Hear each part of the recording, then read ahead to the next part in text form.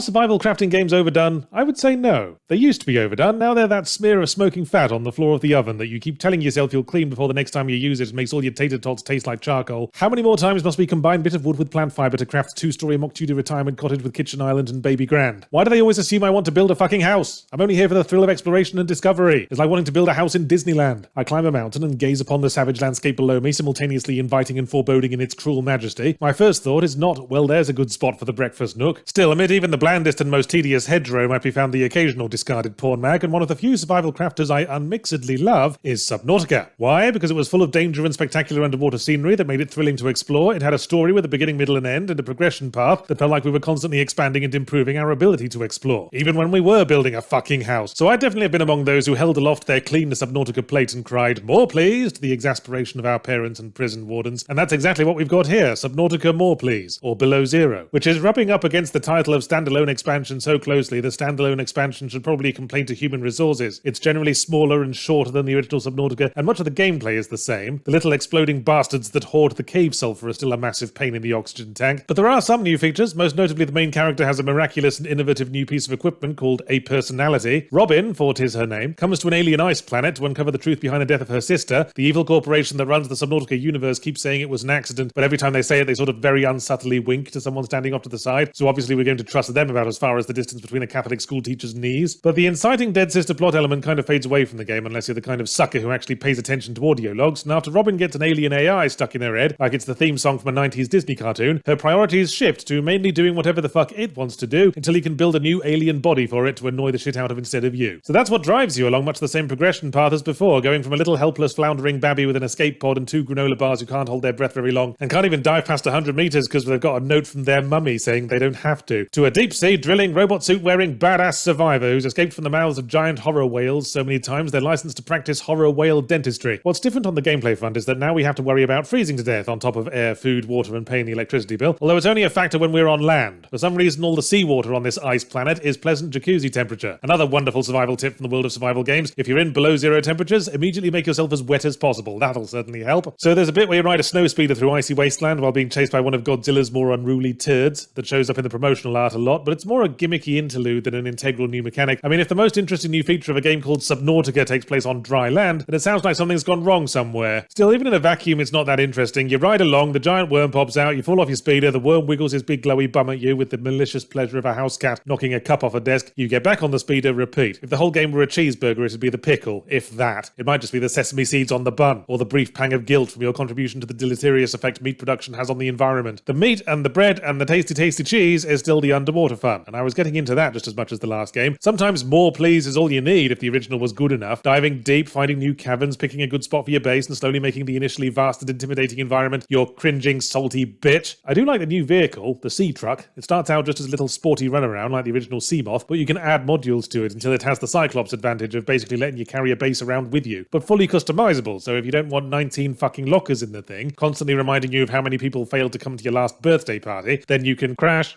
I'm sorry, what? Crash. The game crashed. I should mention I was playing the PS5 version because it was the code I was given and might as well get some fucking use out of that glorified factory-warped panini press. And this version seems to be a bit buggy. It occasionally crashes to, I hesitate to use the word desktop. So when was my last autosave Subnautica Below Zero? Autosave? What's that? Is that like Runner's High but for goalkeepers? Sudden change of expression, sound of distant breaking glass. You don't have autosave, but I've been playing for like 4 hours. I built half my base. I found some really hard to find things. I made friends with a shark and named it Porthos. What do I do now? I don't know, eat shit by the sounds of it. It was a difficult few days after that, listeners. I didn't want to go back to Below Zero. I didn't feel like I could forgive it. I sought other games to review. I tried out a Castlevania clone on Steam called Lost Ruins that people seemed to like, and that was enjoyable and intriguing as I set off to uncover the mystery behind every single character wearing a Japanese school uniform and why the giant anime girl boss fights attack me by trying to crush me with their giant titties. Oh, I just figured the mystery out, actually. Inclusivity is great and all, but there are people who I feel would still benefit from being shamed now and then. So in the end, I went back to Below Zero and just tried to power through to where I'd left off, making do with a nice plain 1-bathroom studio underwater tech base, and confirmed just how short Below Zero is, because there'd only been about half an hour of plot left, before an ending that felt somehow both overly drawn out and anticlimactic. So yeah, it's more Subnautica with some bits bolted on, and maybe that's enough, but for fuck's sake, put autosave in your games. Yeah, we used to get by without it, but shit changes, you know? Your mum used to get by without a gastric band, but then the $5 footlong happened.